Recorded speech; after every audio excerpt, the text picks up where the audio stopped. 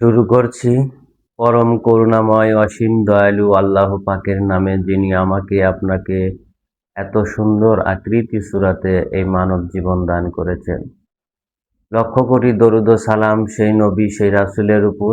বিশ্বের সকল মানব জাতিকেই আন্তরিক সালাম। আসসালামু আলাইকুম ওয়া রাহমাতুল্লাহি ওয়া বারাকাতুহু। আজকের আলোচনা, পীরের ছেলে কি পীর হতে পারে বা মুর্শিদের ছেলে কি মুর্শিদ হতে পারে এবং স্বীয় ধর্ম কি।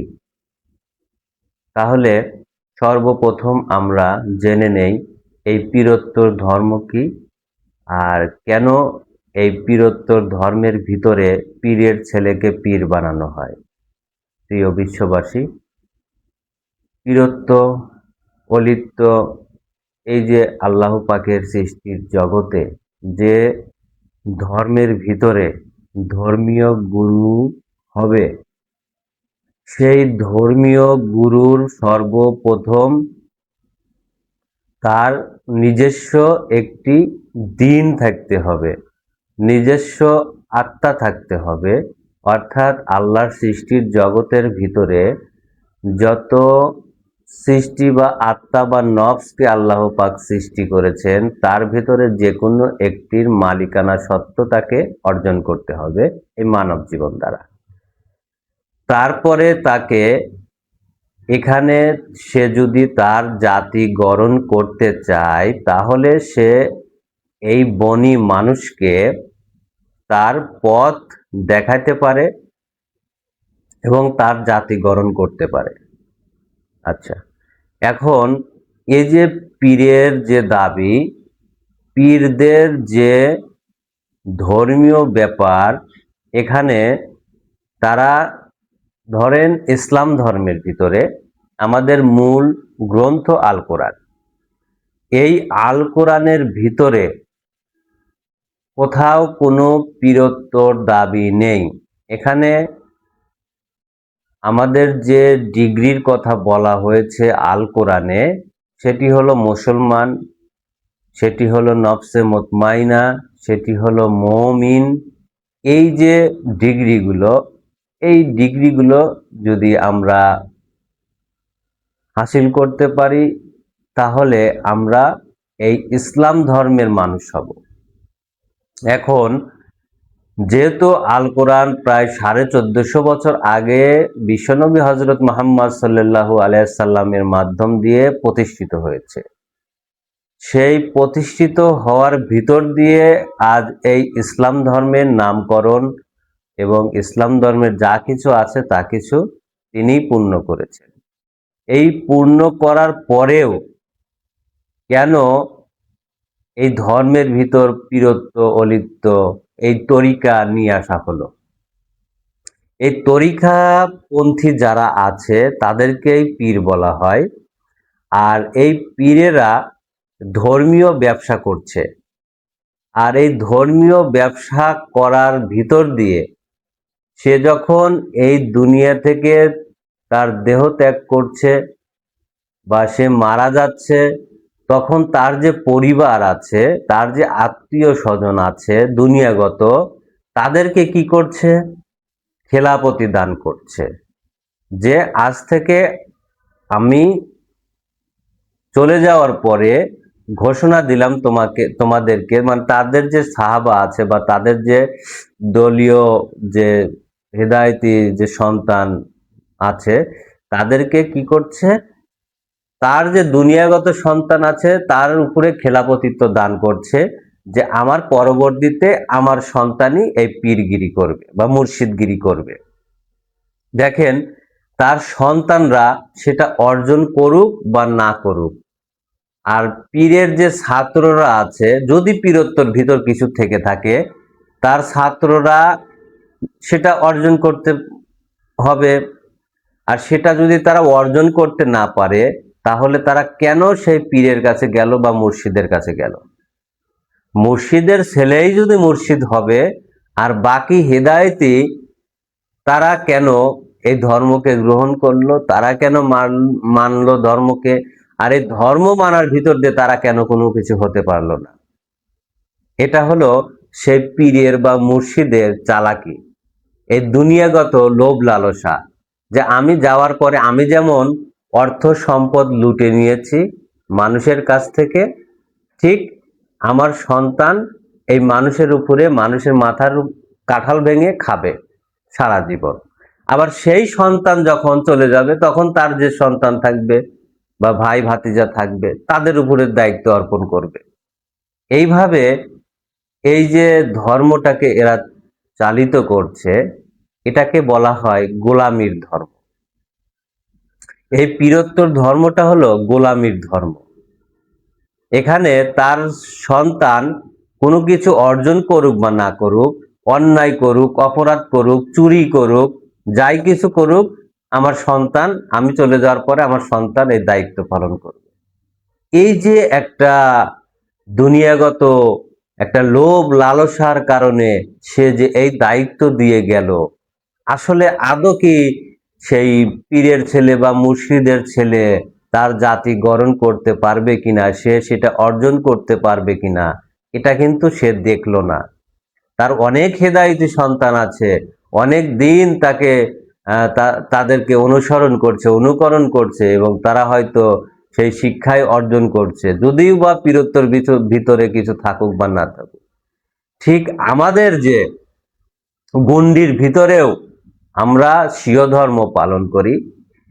আমরা স্বীয় ধর্ম পালন করার ভিতর দিয়ে এতটুকু বুঝতে পেরেছি যে স্বীয় মানে নিজ, আর প্রত্যেকটা মানুষ নিজেই তার ধর্ম। আর সে যদি তার ধর্মকে ধারণ করতে পারে তাহলে সেও সেই আল্লাহর রঙে রঞ্জিত হতে পারবে, সেও এই মানুষকে পথ দেখাতে পারবে, হিদায়েত দান করতে পারবে।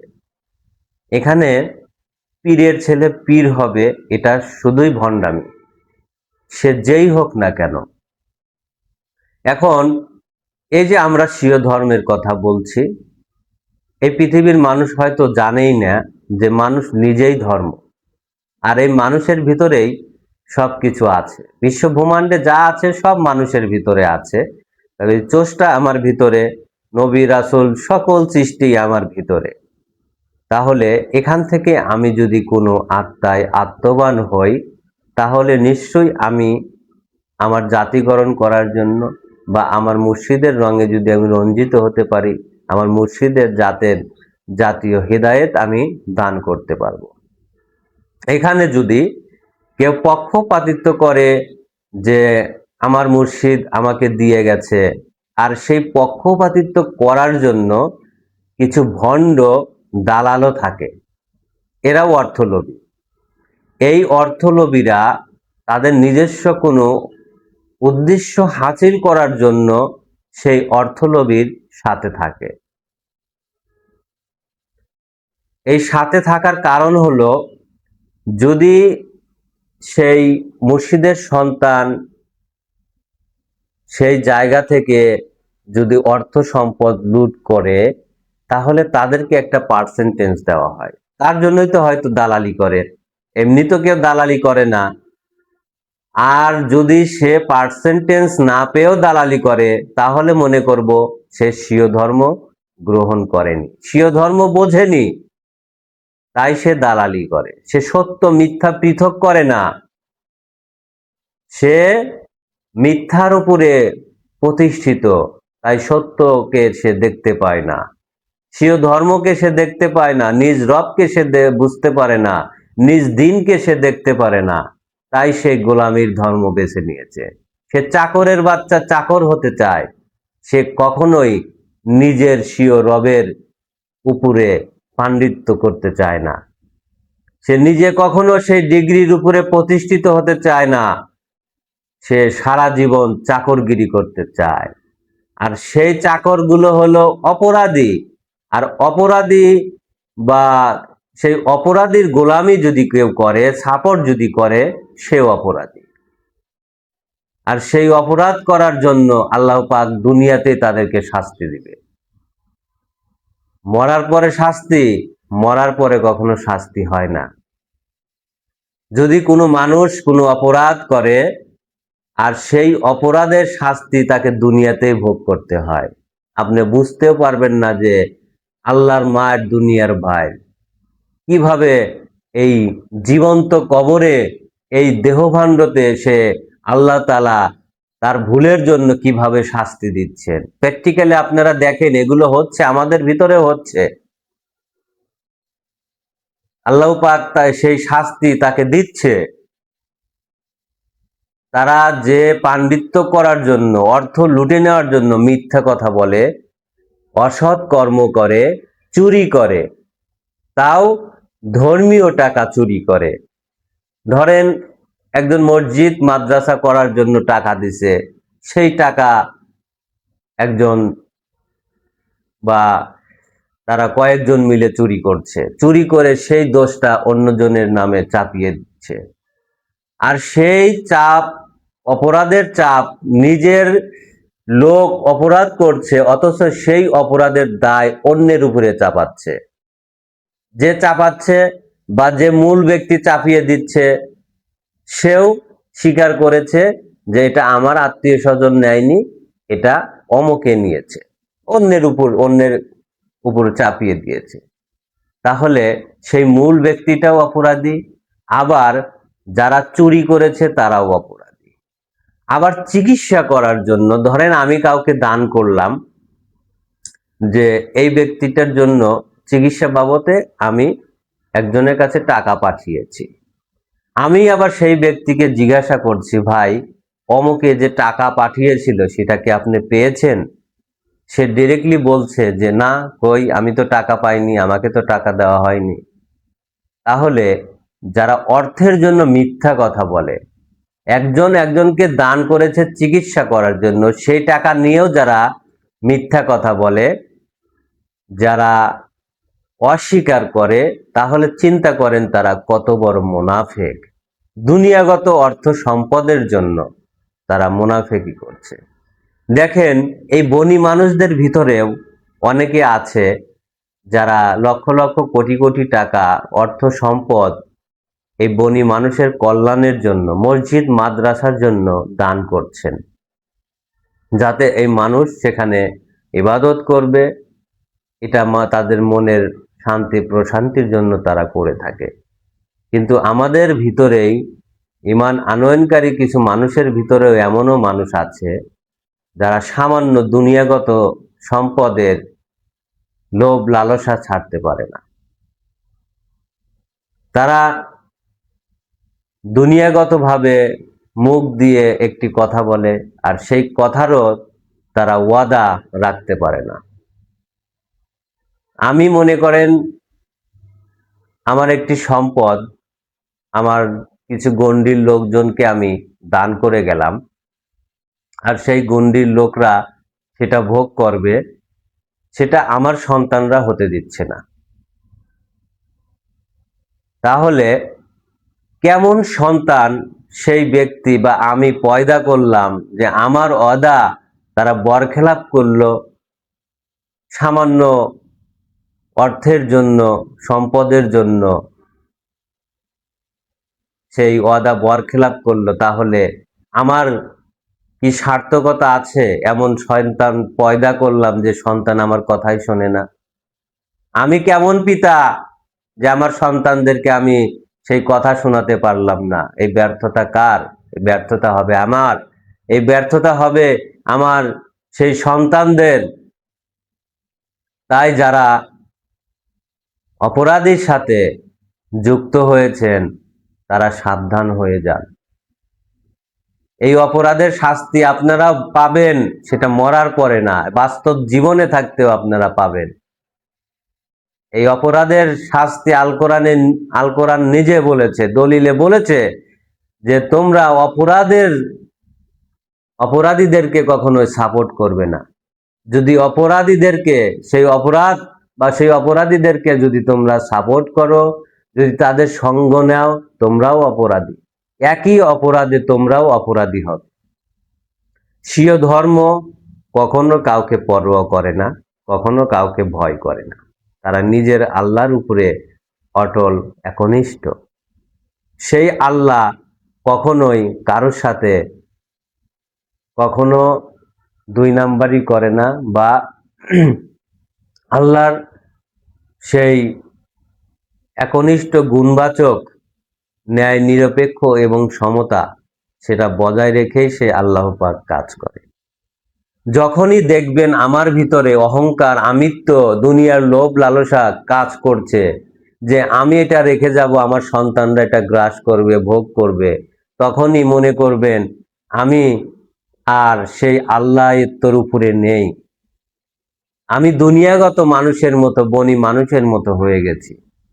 আর যতক্ষণ পর্যন্ত আমি আমার স্বীয় রবের স্বীয় দিনের উপরে প্রতিষ্ঠা, তখন কে আমার সন্তান, কে আমার ভাই, কে আমার মা বাবা, কে আমার চাচা, এগুলো কখনোই সে দেখবে না।